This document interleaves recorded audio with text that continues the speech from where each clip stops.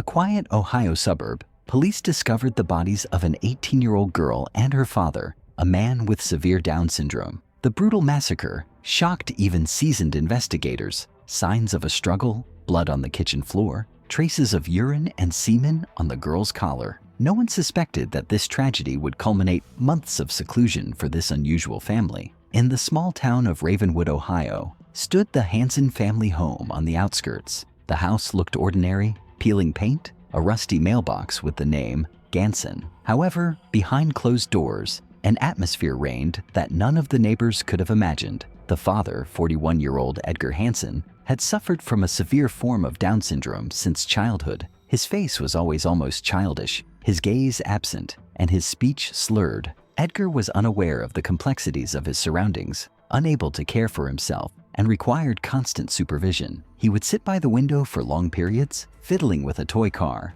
and suddenly burst into hysterical laughter, frightening even his closest ones. Edgar's 18-year-old daughter, Bernadette, was strikingly different from typical girls her age. Awkward with sharp features and sparse black hair, she always felt like an outcast. She was bullied at school, no one invited her to parties, and rumors of her virginity were discussed in the hallways as frequently as school gossip about drugs. Bernadette had no close friends. Her only support was her mother, the stern and irritable Maria, and her grandmother Agnes, a woman with a stern expression and a habit of watching everything from around the corner. Maria worked 2 jobs, was rarely home, and communicated with her daughter mostly through notes on the refrigerator. Agnes, who had lived with the family after a stroke, was unable to move and was uninvolved in her granddaughter's upbringing. The details of the Hansen family's daily life horrified anyone who stumbled upon their home. Mold on the walls, sticky floors, the foul odor of unwashed bodies. Evidence of Edgar's activities was everywhere.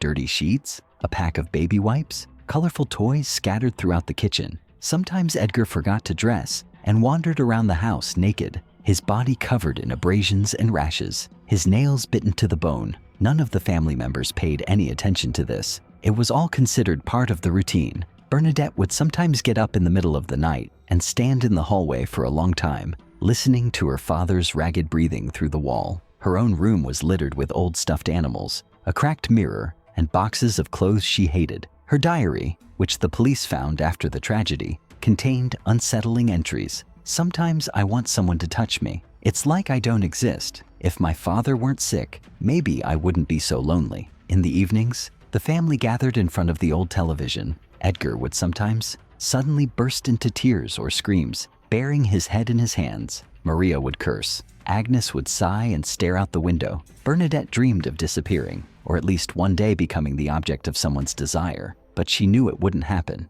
Rumors swirled around town about the Hansen family. Neighbors complained of screaming, a foul odor, and Bernadette's strange behavior. She would spend long periods of time watching children play or standing in the yard in just her nightgown, unresponsive. She was often seen at the grocery store, head down, watching young men. At school, she was nicknamed Slippery Bernie, a reference to her unkempt appearance and sullen, withdrawn personality. One day, a dead kitten with its whiskers torn out was found in the yard, but no one could figure out who did it. Neighbors had long avoided the house. A year before the tragedy, Maria applied to register her father with a specialized agency, but the process was delayed due to bureaucracy. Thus, the days passed, in fetid confinement, with piercing silence at night and a crushing sense of hopelessness. No one suspected that despair and social isolation would become the basis for a truly horrific family tragedy. With Maria's departure on yet another business trip, the silence in the Hansen household became more noticeable,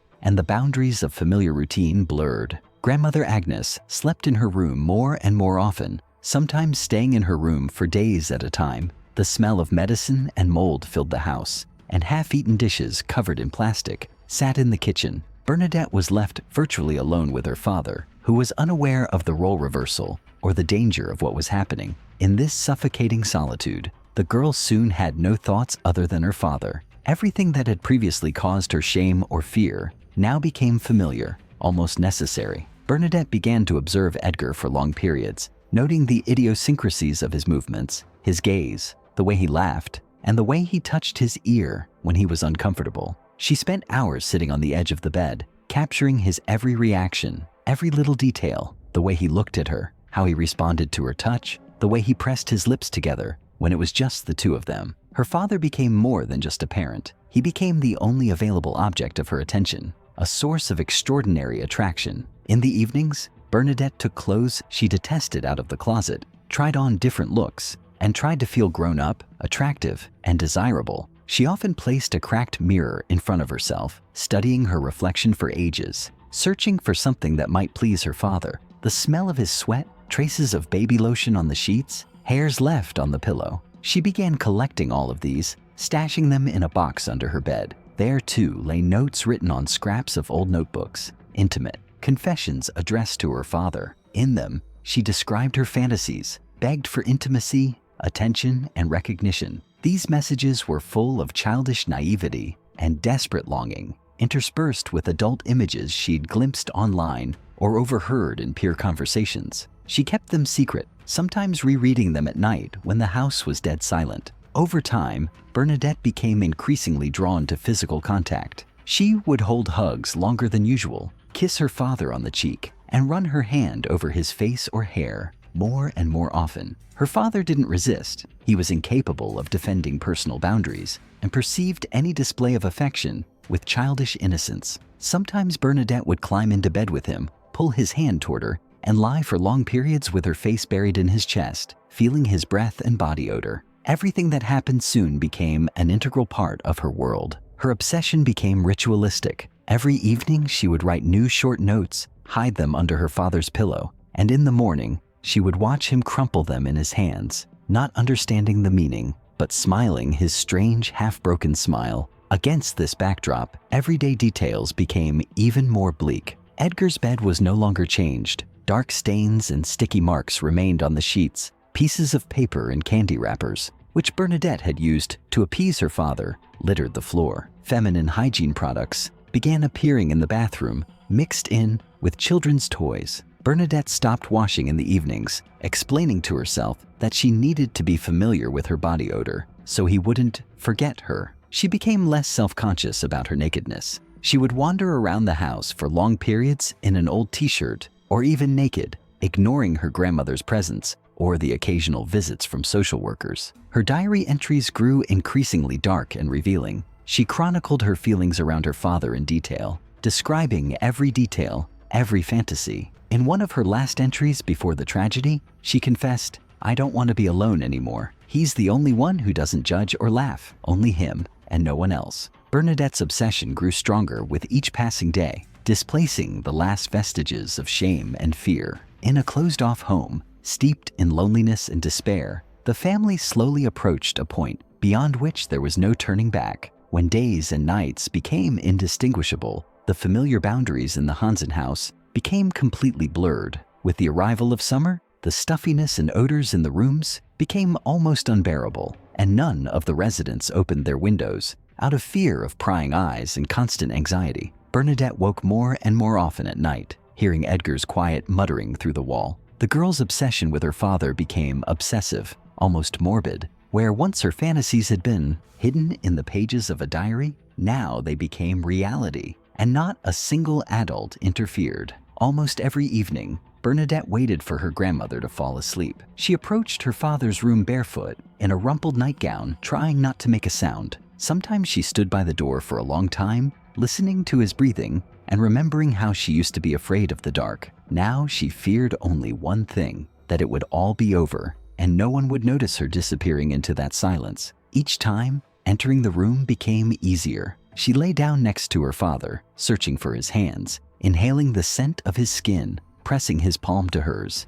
as if checking to see if she herself was alive. For Edgar, everything that was happening was almost meaningless, an inexpressible set of sensations. His consciousness couldn't comprehend either the prohibition or the danger of what was happening. When Bernadette stroked his head, touched his face, or climbed into his lap, he laughed or froze, pursing his lips. For her, this became a ritual, an attempt to be needed by someone, to fill an inner emptiness. Over time, the touches ceased to be casual. She laid him down on the bed, undressed him and herself, carefully examining every fold of his body, every injection mark, abrasion, old scars from childhood. At some point, simply hugging became more than enough. She began seeking the sensations she saw on other people's phone screens or read in their posts. Nights turned into a continuous stream of experiments filled with sticky residue on the sheets, the smell of sweat, damp spots on the floor, and the creaking of the old bed. The girl spent hours next to her father, sometimes sitting astride him,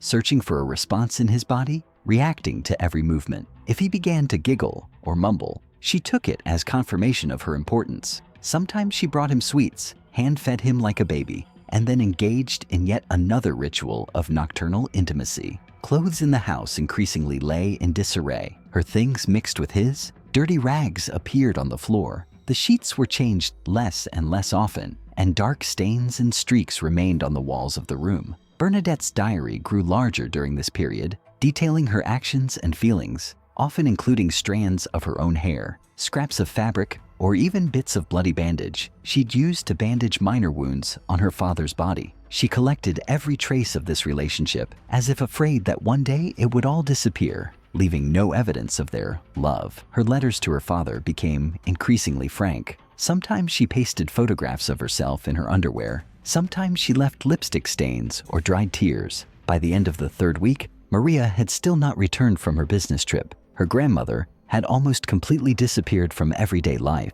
She rarely left her room, couldn't hear what was going on behind the door, and had stopped cooking. There was no routine or control left in the house, only the sticky heat, the stench, and two figures increasingly losing touch with reality. Bernadette no longer felt shame or fear. She lived in this closed, cramped world where her love and obsession became the only meaning. There were no longer any rules for her, only her father's body, his unseeing eyes, and her own painful thirst to be needed, even by him, by someone who was incapable of refusing or even understanding what was happening. In the final days before the tragedy, the Hansen house became a closed chamber where time flowed differently, viscous and murky. No one cleaned, no one aired, no one cared about order. Flies swarmed around the unwashed dishes, and streaks of dirt and sticky slime stretched across the floor. Grandmother Agnes, exhausted and embittered, rarely left her room, suffocated by mold and illness. She became a mere shadow whose rare appearances only emphasized the complete lack of control in the house.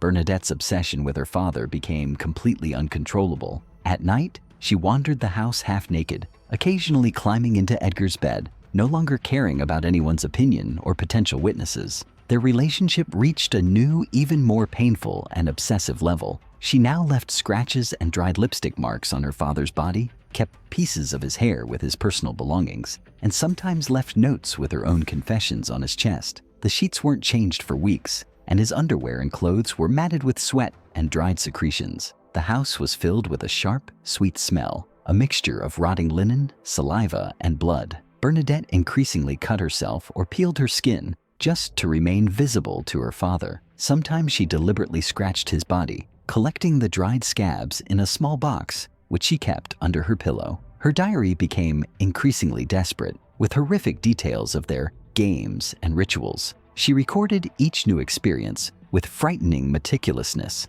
dates, sensations, detailed descriptions of how their bodies changed, and her father's reactions to everything that happened. At some point, the grandmother began to suspect something was wrong. Her mind, clouded by medication, couldn't help but notice that her daughter was increasingly sleeping in the wrong room, and that mornings began with screams or strange rustling sounds behind the wall. One night, getting up for water, Agnes saw Bernadette in the hallway, naked, stained with blood and other things, with a dull gaze and a disdainful smirk. The grandmother hesitated to intervene immediately, but even then she realized that something irreversible was happening in this house. A few days later, Agnes peered into Edgar's room and saw her daughter straddling her father, her hair disheveled, her thighs bruised, and her expression wild. Her father lay motionless, breathing heavily, his body covered in marks and stains. Panicked, her grandmother tried to pull Bernadette off the bed, grabbed her by the hair, and then,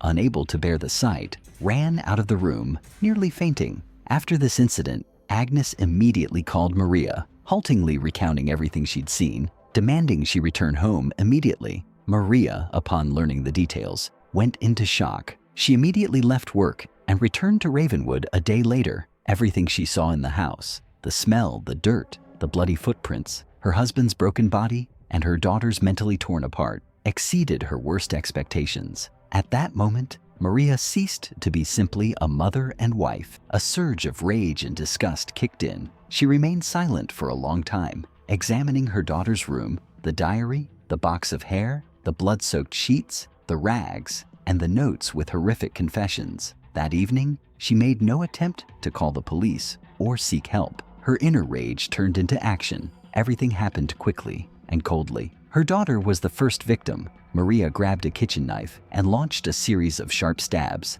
ignoring her screams and resistance. Then, already semi-conscious, she reached Edgar. He didn't understand what was happening and didn't defend himself. He simply cried quietly and pleaded incoherently. Maria acted methodically, driven to utter despair. When it was all over, Maria and Agnes sat in silence in the kitchen for a long time, not speaking, only breathing heavily and wiping blood from their hands. Leaving the bodies in the bedroom, they hastily gathered their belongings, documents, and some cash, and left the house for good. The bodies were discovered only a week later when neighbors called the police because of the unbearable smell and the locked house. That day, the Hansen house went from being an ordinary place to the site of the most terrible family tragedy in the history of the small town. The deaths of Bernadette and Edgar shocked not only Ravenwood, but the entire county. When police entered the Hansen house, the air was thick with a sweet, putrid stench. Blood covered the bedroom floor and walls. Belongings were scattered, and bloody rags, bandages, and clumps of hair lay scattered among the toys. Forensic experts documented grisly evidence: handprints, bloodstains, crumpled sheets of paper containing intimate confessions and drawings, and a strange collection of dried abrasions, hair, scraps of fabric, and bloody rags hidden throughout the house. The initial investigation revealed that the bodies had lain motionless for at least a week. The evidence was so shocking that some staff members requested psychological support. Neighbors gave inconsistent accounts. Some heard screams, others noticed strange shadows at night. But overall, the family had long been viewed with suspicion and indifference. No one expected anything good from them, and so the tragedy was noticed too late. Maria and Agnes disappeared. Police quickly determined that both had taken documents and money and hastily fled the state immediately after the crime. Highway cameras captured their car leaving Ravenwood, but further attempts to track the fugitives proved fruitless. The investigation dragged on. Forensic experts worked in the house, opened personal belongings, examined diaries and notes, and interviewed Maria's former colleagues, doctors, and social workers who had served Edgar. Rumors soon spread throughout the area. Tales of a haunted house, of evil spirits, of a devilish connection between daughter and father, of a possessed mother who had driven her to murder. Newspapers published excerpts from Bernadette's discovered notes, analyzed details of the Hansen family's life, and described the horrific details of the crime, causing a wave of horror and panic in the city. The search for Maria and Agnes continued for several months, but no official information regarding their whereabouts emerged. The house was sealed, the property confiscated, and the remains of Bernadette and Edgar buried in the back of the cemetery without an official ceremony. The case remained unsolved, and the street where the Hansen house stood remained empty for a long time. Residents preferred to avoid it.